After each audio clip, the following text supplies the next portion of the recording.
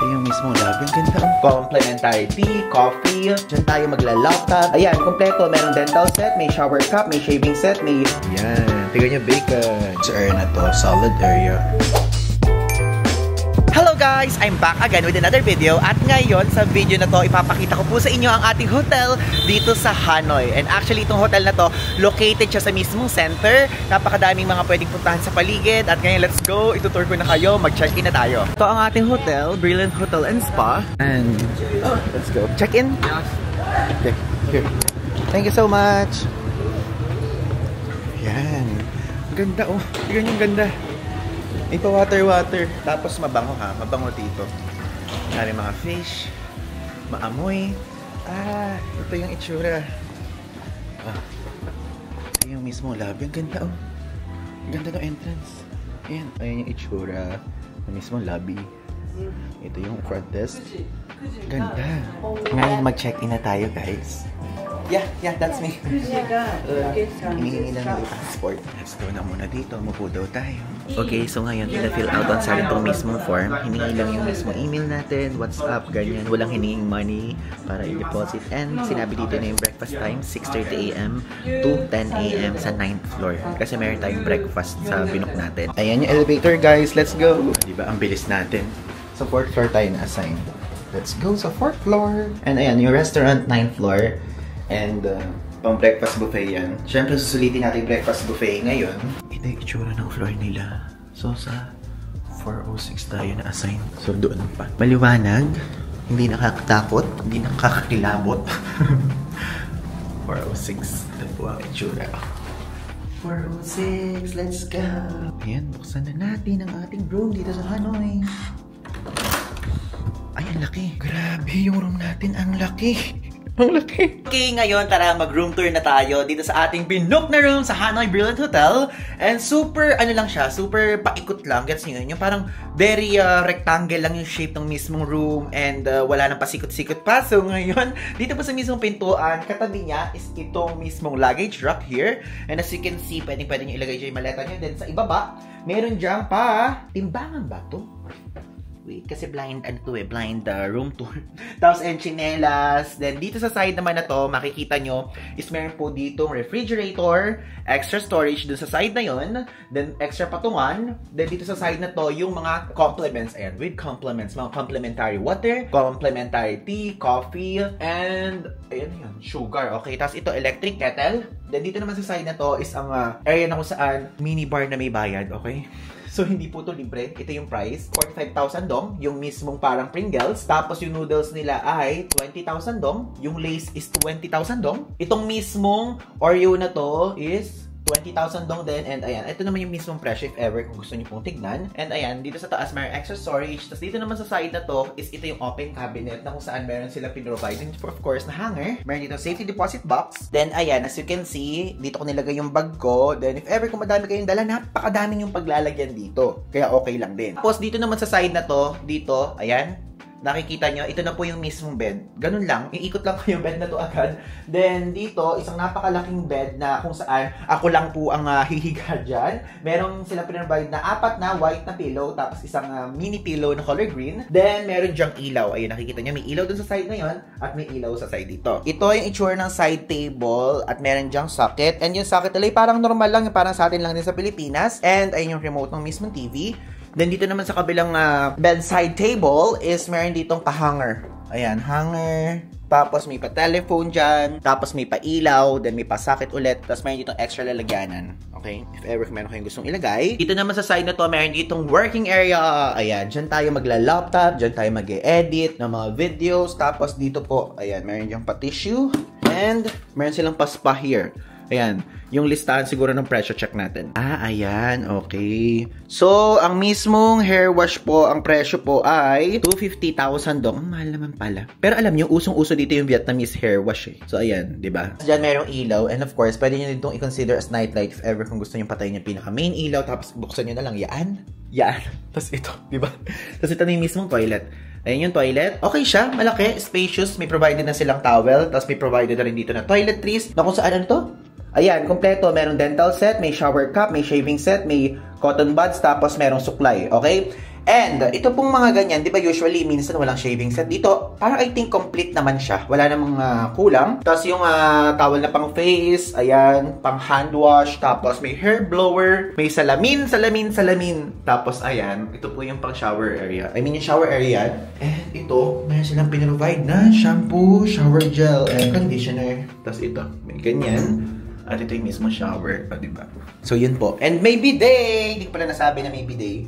Yun po. Actually, super simple lang ng mismong hotel room. Like, hindi ganong complicated tignan, ganyan. Yung interior design, okay. And at the same time, mura ko lang itong nabook, okay? Sa bandang dulo ko sasabihin sa inyo.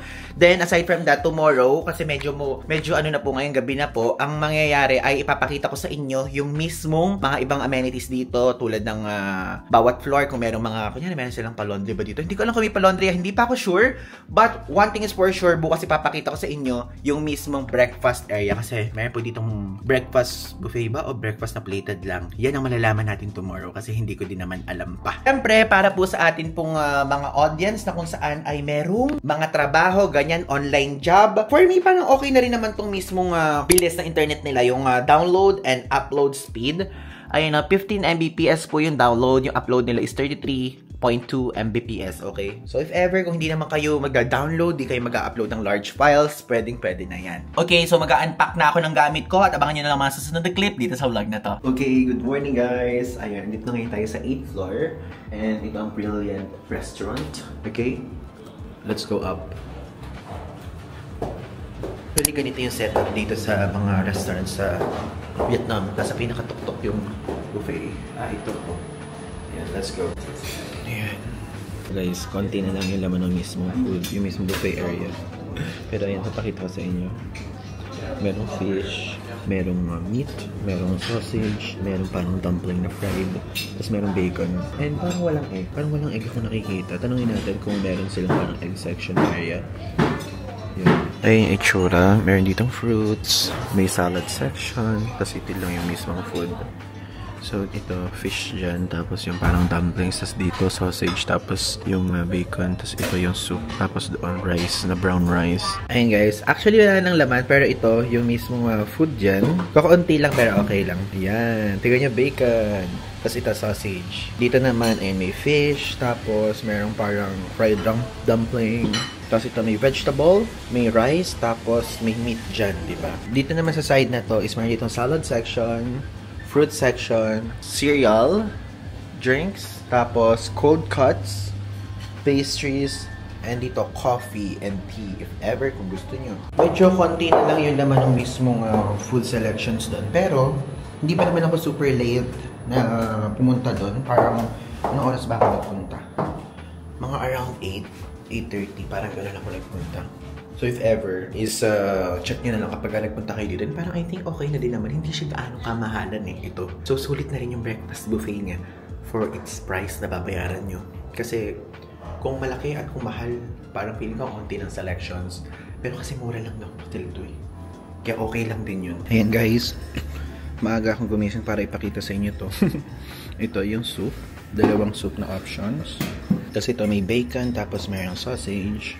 Ito mayroong parang pork, tapos Shanghai. Tapos dito naman, ayan, may gulay, kanin, tapos medyo beef. Sa area na to, salad area. Tapos fruits. Actually, 6 o'clock nagsisimula yung mismong buffet. And ngayon, 6:53. Dumating ako dito 6:30 kanina at medyo konti lang yung tao. Mas okay pala ganun. At from here, dito sa upuan na to, kitang-kita yung St. Joseph's Cathedral. Sikat yun dito sa Hanoi. Kaya super walking distance lang niya sa lahat ng mga pwedeng puntahan dito. Lalo na sa One Cam Lake, ganyan. Tapos sa The Note Coffee.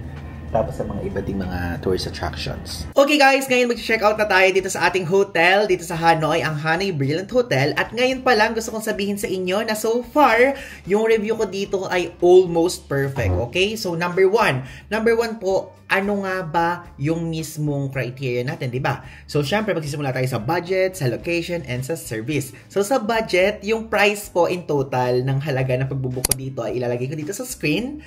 And also, yung presyo na yan, may kasama na yan ng breakfast. And actually, so far yan yung pinakamura na nakita ko na napakalapit sa mismong city center at hindi ganoon kasi sikip, ganyan. So, okay siya sa akin. Sa budget, okay. And tingnan nyo naman yung mismong room. Ayan, mag-check out na ako and malinis siya. Tignan nyo, napakaluwang ng room, okay? Hindi masikip. And aside from that, dun sa mismong presyo na yan, may kasamang breakfast buffet na may bacon, may egg, may pho, may pancake, merong pastries, may salad, lahat meron. And kaya almost perfect. Kasi guys, kaya hindi siya naging perfect for me kasi wala siyang white rice. Okay? So yun, walang white rice dito. Kaya if ever kung kayo ay healthy-healthyhan ganyan, is yun po, wala pong white rice. Pero meron naman silang brown rice, minsan black rice. Okay? Hindi ko alam kung red rice minsan, ganyan. Pero lahat ng rice ay nilalagay nila. Pero yung mismong white rice, wala silang available na ganun. And nakakabusog naman, okay? And aside from that, maganda guys, yung mismong building na to, masikip siya. I mean, ganun naman talaga sa Vietnam, maliit pero matangkad, mataas siya. And meron ditong spa, meron ditong cafe, ganyan, at mabango, okay?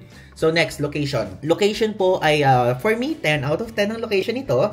Bakit? Kasi super lapit niya sa One Chem Lake, sa Old Quarters area, tapos yung mismong St. Joseph's Cathedral, and napakadami ding mga katabing mga supermarket, may katabi nitong, di ba sa St. Joseph's Cathedral, meron dong mga fast food kung gusto niyo ng Popeyes, Burger King, kung gusto niyo ng coffee shop, napakadami doon, Kong Cafe, may malapit dito, ganyan. So, sa location, 10 out of 10, sa budget is 10 out of 10 din, sa service, napakaganda ng service ng mga tao dito, ang babait, ang accommodating, ganyan. Hindi sa akin ang hingi ng deposito o security deposit if ever kung yun po yung iniisip nyo. Wala namang ganong hiningi sa atin, and aalayan nila kayo pagdating nyo para kunin yung maleta nyo, ilalagay doon sa mismong area ng lobby, then i-assist kayo pataas, pero ako hindi na ako nagpa-assist. So far okay siya. And masasabi ko lang 9.5 out of 10 sa service kasi dito nagko-fall under yun sa sinasabi ko nga sa inyo sa breakfast buffet na wala kasi lang white rice. As an Asian, okay? As an Asian, as Pinoy, kailangan natin yung white rice. Pero wala nga po sila dito. Pero okay lang din naman. At least yun lang naman yung parang factor na parang nakulangan ako sa part na to. Pero the rest, okay. Yung mismong room, malaki. Malamig yung aircon. May bidet. Tapos maluwang yung mismong toilet. And aside from that is, malakas po ang wifi. Okay? So yun lang. Sa first floor, lobby. Tapos meron dong parang napakagandang pa-garden sa mismong harapan. Tapos, sa mismong 9th floor is yung mismong restaurant. Tapos, mayroon sila ditong spa. Kaya lang, hindi na ako nagpa-spa. So, yun lang naman. Yun lang naman yung masasabi ko dito. Kasi okay naman siya sa akin. Wala akong naging regret sa pag-book ko dito. And if ever kung magugustuhan niyo po ito, o kung nagustuhan niyo rather, feel free to book it through the link below. And also, you can use my club code PaulIvanClub para magkaroon kayo ng extra 5% off discount. Again, Ivan D. Guzman po. Abangan niyo pa ang mga susunod kong vlogs dito sa Vietnam. Okay? So, yun lang. Thanks!